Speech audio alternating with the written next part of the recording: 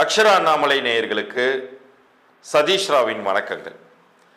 இனிமேல் நம்மளுடைய பகுதி மாதந்தோறும் உங்களுக்கு கிடைத்து கொண்டே இருக்க போகிறது. அதில் எந்த டாப்பிக்கில் உங்களுக்கு வேணுங்கிறத நீங்கள் கீழே கமெண்ட்லேயும் கொடுக்கலாம். இன்று நாம் ஆவணி மாத பலன்களை பற்றி பார்க்க போகிறோம்.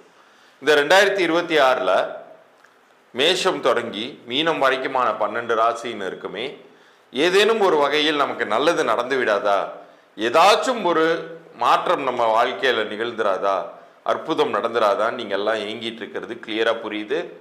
அதற்கான வாய்ப்புகளையும் கிரகங்கள் கொடுக்காமல் இல்லை. எந்த கிரகம் என்ன மாதிரியான வாய்ப்புகளை கொடுக்க போகுதுங்கிறத இப்போ பகுதிக்குள்ளார போய் பார்க்கத்தான் போகிறோம். அதுலேயும் குறிப்பாக நான் எப்போதுமே சொல்வதுண்டு, கிரகங்களை நம்மளால் கைகளால் பிடித்து வைக்க முடியாது, அது சுற்றி கொண்டே தான் இருக்கும். சில நேரங்களில் அது நற்பலன்களை தரும், சில நேரங்களில் அது கெடுபலன்களை தரும். உங்களுக்கு வாழ்நாள் முழுமைக்கும் உங்களுக்கு நல்ல பலன்கள் கிடைக்கணும் அப்படின்னு நீங்கள் நினச்சிங்கன்னா எண்கணித ரீதியான பரிகாரங்களை நாடுங்கள். அதுலேயும் உங்களுக்கு தற்போது அமைந்திருக்கக்கூடிய பிறந்த தேதியின் கூட்டு எண், உங்களுடைய பெயர் ஆங்கில எழுத்துக்களின் படி எப்படி அமைஞ்சிருக்குங்கிறத இலவச பொது பலனாக தரப்போகிறேன். அதை பற்றின குறிப்புகள் இந்த பகுதியின் இறுதியில் வருது. தயவு கூர்ந்து நம்ம பகுதியை இறுதி வரைக்கும் பார்த்துட்டு நம்ம சேனலை சப்ஸ்கிரைப் பண்ணி ஸ்க்ரீன்ஷாட்டோட அனுப்புகிறவங்களுக்கு நான் அந்த இலவச பலன்களை தருவதாக இருக்கிறேன். இப்போ பகுதிக்குள்ளார போகலாம்.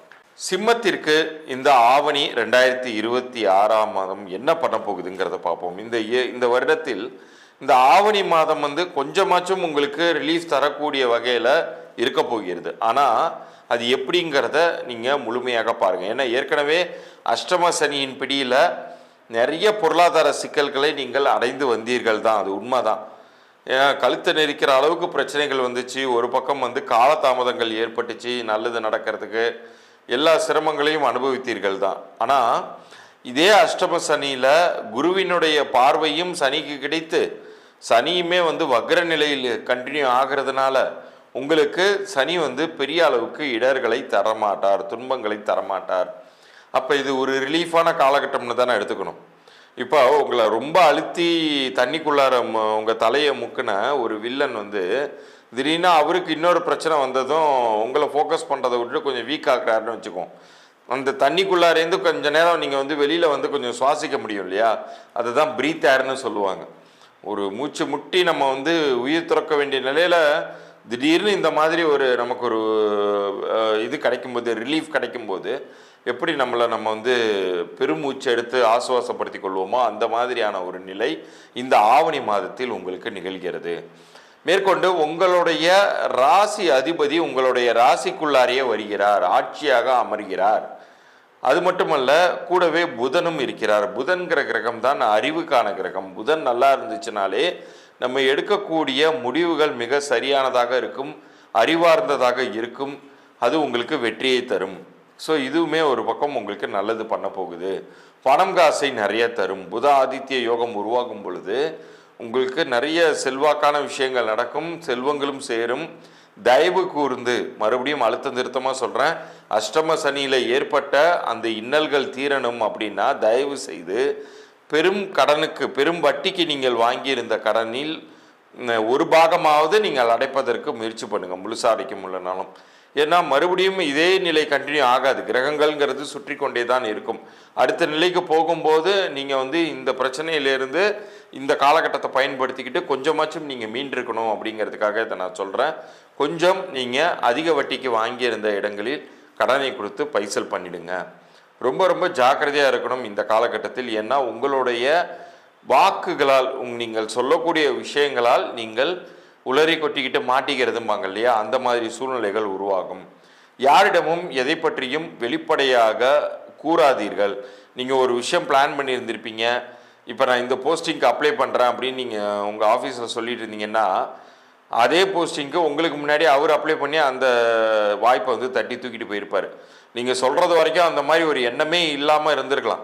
பட் நீங்கள் சொல்லுவீங்க, அவர் செயல்படுத்தி அந்த காரியத்தை சாதிச்சிருவார், உங்களுக்கு ஒன்றுமே இல்லாமல் போயிடும். ஸோ இது பார்த்தீங்கன்னா தவளை தன் வாயால் கெடுங்கிற மாதிரியான சூழ்நிலையை இந்த ஆவணி மாதம் உங்களுக்கு உருவாக்க போகிறது.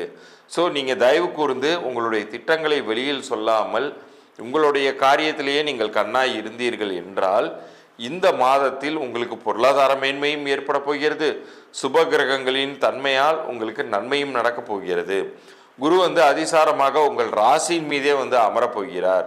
அதனால உங்களுக்கு எல்லா வகையிலையும் ஏதேனும் ஒரு மேன்மை அப்படிங்கிறது உங்களுக்கு வரத்தான் போகிறது. அதை மிக சரியாக பயன்படுத்தி கொள்ளுங்கள். நீங்கள் செல்ல வேண்டிய ஆலயம் பழமை வாய்ந்த பெருமாள் ஆலயம் எங்கிருந்தாலும் அங்கு சென்று வாருங்கள். உங்கள் வீட்டின் அருகிலேயே இருக்கக்கூடிய அந்த காலத்து கோயில்னு சொல்லுவாங்க இல்லையா, இப்போ நிகழ்காலத்தில் உருவான கோயில்களில் எந்த அளவுக்கு ஆகமங்கள் சரியாக இருக்குன்னு நம்மளால் சொல்ல முடியாது. ஒரு சில கோயில்களில் புதுசாக டெவலப் பண்ணாலுமே அந்த அர்ச்சகர்கள் ரொம்ப சின்சியராக அவங்க அந்த தெய்வத்துக்கு செய்ய வேண்டிய அந்த காரியங்கள்லாம் செய்வாங்க. பட் அந்த காலத்து கோயில்களில் அந்த பவர், அந்த சக்திங்கிறது எந்திர ரூபமாகவே இருக்கும். எந்திர பிரதிஷ்டையெல்லாம் செய்யப்பட்டதுனால ரொம்ப நல்லா இருக்கும். ஸோ பழமை வாய்ந்த பெருமாள் ஆலயத்திற்கு சென்று வாருங்கள். விஷ்ணு சகஸ்ரநாமம் பாராயணம் பண்ணுங்கள். உங்களுடைய சூரிய சக்தியை நீங்கள் ஆக்டிவேட் பண்ணி வச்சுக்கோங்க.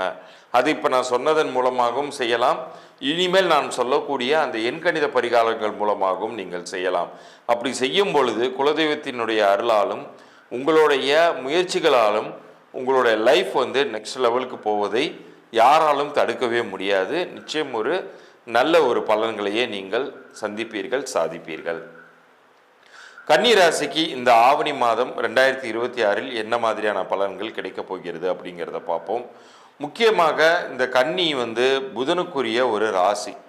அப்போ உங்களுடைய ராசி அதிபதி யார் கூட டிராவல் ஆகிறாரு இந்த ஆவணி மாதம் அப்படின்னு பார்க்கும்போது சூரியனோட டிராவல் ஆகிறார். அப்போ புத ஆதித்ய யோகம் உருவாயிடுது ஆட்டோமேட்டிக்காக. புத ஆதித்யம் யோகம் உருவாவதனால் எனக்கு என்ன பலன் அப்படின்னு நீங்கள் கேட்டிங்கன்னா, உங்களுடைய மைண்டு இப்போ ரொம்ப நல்லா வேலை செய்யும். இவ்வளோ நாள் ஒரு சில குழப்பங்கள் இருந்திருக்கலாம், ஒரு இன்செக்யூர் ஃபீலிங் இருந்திருக்கலாம். எனக்கு எதுவுமே நல்லதே நடக்க மாட்டேங்குதே சார் அப்படின்னு சொல்லி புலம்பிகிட்டு இருந்திருப்பீங்க. இப்போ பார்த்தீங்கன்னா ஒரு ஏதேனும் ஒரு வகையில் ஒரு எண்ண தெளிவு உண்டாகும். ஒரு மெச்சூர்டாக ஹேண்டில் பண்ணுவீங்க திங்ஸை. இந்த புலம்பல்களை நிறுத்திவிட்டு காரியங்களில் உங்களுடைய ஃபோக்கஸ் திரும்பும். உங்களுடைய முயற்சிகள் கொஞ்சம் காலதாமதமாக கிடைத்தாலும் உங்களுக்கு வெற்றியே பரிசளிக்க போகிறது அப்படிங்கிறத உறுதியாக நீங்கள் நம்பலாம். ஏன்னா இந்த சமயம் அப்படிங்கிறது பஞ்சமஸ்தானத்தில் உங்களுக்கு சனி நின்று நற்பலன்களை தரக்கூடிய ஒரு காலகட்டமாகவும் இது இருக்குது. சனி இந்த இடத்துல வக்ரம் வேற ஆயிருக்காரு. தன்னுடைய நிலையை மாற்றிக்கொண்டு அவர் நல்ல பலன்களை தரப்போகிறாரு. இன்னொரு பக்கம் குருவுமே உங்களுக்கு தன்னுடைய பார்வைகளால் கேந்திர ஸ்தானங்களில் அவருடைய பார்வை பதிய போகிறது. புதன் சூரியனோட அமர்ந்து நல்ல பலன்களை தர காத்திருக்கிறார். இத்தனை நல்ல விஷயங்களும் நடக்கப் போகிறது. நீங்கள் செய்ய வேண்டியதெல்லாம் உங்கள் வீட்டின் அருகில் இருக்கக்கூடிய பழமை வாய்ந்த பெருமாள் ஆலயத்திற்கு சென்று வருவது, புதனுடைய ஸ்தலமான திருவாலங்காடுக்கு சென்று வரலாம். இது எல்லாமே உங்களுக்கு நற்பலன்களை வாரி வழங்கப் போகிறது. இவ்வளோ நாள் நடக்காத விஷயங்கள் கூட இந்த காலகட்டத்தில், இந்த ஆவணி மாதத்தில் உங்களுக்கு நடக்க ஆரம்பிக்கும். குறிப்பாக மாதத்தின் பிற்பகுதியில், ஆவணி மாத பிற்பகுதின்னு சொல்லும்போது ஆகஸ்ட் இறுதியில்னு கூட வச்சுக்கோங்க.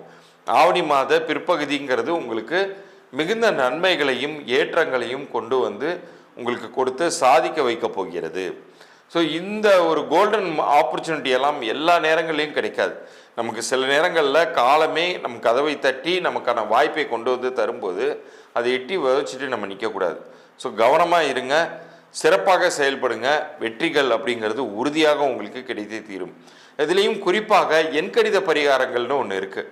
இப்போ கிரகநிலைகள் எப்படி இருந்தாலுமே ஒரு மனிதன் தன்னுடைய பெயரையும் பிறந்த தேதியின் அடிப்படையிலையும் கவனித்து கொண்டு அதில் என்ன பலன்கள்ங்கிறத தெரிந்து கொண்டு அதன்படி நடந்தாலும் உங்களுக்கு வெற்றிங்கிறது மிக எளிதாக கைவரப்பெறும். ஏன்னா இதுக்கு முன்னாடி நம்ம கிரகநிலைகள் பற்றி நிறைய ஆஹா ஓஹோன்னு கேள்விப்பட்டிருப்பீங்க. ஆனால் இந்த வருஷம் தொடங்கியதிலிருந்து எவ்வளவு சிரமப்பட்டீங்கிறது உங்கள் மனசாட்சிக்கு தான் தெரியும். நம்மளை பொறுத்த அளவுக்கு நம்ம எல்லா வகையிலையும் நம்மளை தயார் நிலையில் வச்சுக்கணும். இப்போ ஒரு காய்ச்சல்னு வந்துச்சுன்னா நம்ம இங்கிலீஷ் மருந்தோடு சேர்ந்து நாட்டு மருந்தும் நம்ம எடுத்துக்கிறாங்க இல்லையா, அதற்குரிய ஒரு ஆகாரங்கள் சேர்த்துக்கிறாங்க இல்லையா, அது மாதிரி தான்.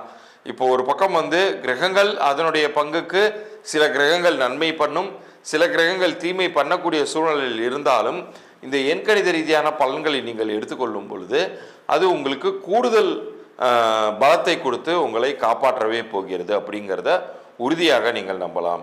நீங்கள் புதனுடைய ஆதிக்கத்தில் இருக்கிறதுனால அறிவுக்கான ஸ்தலங்கள், அறிவை மிளிர வைக்கக்கூடிய ஸ்தலங்களுக்கு சென்று வரணும். குறிப்பாக இந்த காஞ்சிபுரத்திற்கு அருகிலே இருக்கக்கூடிய காஞ்சிபுரத்திலேயே இருக்கக்கூடிய சித்திரகுப்தன் ஆலயத்திற்கு சென்று வரலாம். உங்களுடைய கணக்கே அங்கே திருத்தி எழுதப்படுது அப்படிங்கிறாங்க. அதே மாதிரி சிவனை குருவாக வழிபடக்கூடிய ஸ்தலங்களுக்கு சென்று வரலாம். பெருமாள் ஆலயமாக இருந்தால் எந்த கோயிலுக்கு வேணாலும் நீங்கள் போகலாம். பழமை வாய்ந்த ஆலயமாங்கிறத மட்டும் பார்த்துக்கோங்க. சிவனுடைய ஆலயத்திற்கு நீங்கள் செல்வதாக இருந்தால் சிவனை குருவாக வழிபடக்கூடிய திருவண்ணாமலை ஸ்தலத்திற்கு நீங்கள் சென்று வரலாம். அல்லது முருகனை குருவாக வழிபடக்கூடிய திருச்செந்தூர் ஆலயத்திற்கு சென்று வரலாம். அப்படி சென்று வரும் பொழுது இந்த ஆவணி மாதம் உங்களுக்கு பெரும் நற்பலன்களை உங்களுக்கு தரவே போகிறது. இந்த செவ்வாய் அப்படிங்கிற கிரகமுமே பார்த்தீங்கன்னா உங்களுக்கு புத மங்கள யோகத்தை உருவாக்கக்கூடிய ஒரு கிரகம். அவர் மிதுனத்திற்கு சென்று வருவார். அதன் மூலமாகவும் உங்களுக்கு நிறைய நற்பலன்கள் அப்படிங்கிறது இந்த காலகட்டத்தில் நீங்கள் அல்லவே போகிறீர்கள். எதுக்கு நீங்கள் ஜாக்கிரதையாக இருக்கணும், எந்த விஷயத்தில் நீங்கள் கேர்ஃபுல்லாக இருக்கணும்னு கேட்டிங்கன்னா, மற்றவர்களை நம்பி எந்த வித ஜாமீன் கையெழுத்தும் போடாதீங்க. யாரையும் நம்பி உங்களுடைய முடிவுகளை மாற்றிக்கொள்ளாதீர்கள். அவங்க அந்த இன்டர்வியூக்கு போனால் வேலை கிடைக்காதுன்னு சொல்கிறாங்க சார், நான் மீறி எப்படி போய் எனக்கு என்னத்தை நடக்க போகுது அப்படின்னு நினச்சிங்கன்னா நீங்கள் இப்படியே தான் உட்காந்துட்டு இருக்கிற மாதிரி இருக்கும். மற்றவர்கள் உங்கள் காலை வாரி விடுவதற்காகவோ அவர்களுடைய நிலையிலேயே உங்களை வைத்திருப்பதற்காகவோ கூட அப்படி சொல்லலாம். ஆனால் நீங்கள் முயற்சி செய்யுங்கள், உங்களுடைய உள்ளுணர்வு சொல்வதை கேளுங்கள். இந்த ஆவணி மாதத்தில் உங்களுக்கு நிறைய நற்பலன்கள் காத்து கொண்டிருக்கிறது. உங்களை ஜெயிக்க வைக்க போகிறது அப்படிங்கிறத உறுதியாக சொல்ல முடியும். குறிப்பாக எண்கணித ரீதியான நற்பலன்களை நீங்கள் எடுத்துக்கோங்க. அது உங்களுக்கு லைஃபையே மாற்றுங்கிறதை புரிஞ்சுக்குவீங்க. இவ்வளோ நேரம் நீங்கள் பார்த்தது ஆவணி மாத பலன்கள். இந்த 2026 ஆவணி மாதத்தில் உங்கள் வாழ்க்கையில் என்னென்ன நிகழ்வுகள் நிகழப்போகுது அப்படிங்கிறத தெளிவாக கண்டு கழித்திருப்பீர்கள். நான் ஏற்கனவே சொன்னது மாதிரி இப்போ எண்கணித பலன்கள் உங்களுக்கு நான் இலவச பொது பலன்களாக தரேன்னு சொல்லியிருந்தேன் இல்லையா, அது பொது பலன்கள். மறுபடியும் அழுத்தம் திருத்தமாக சொல்லிக்கிறேன். அதில் உங்கள் பிறந்த தேதியின்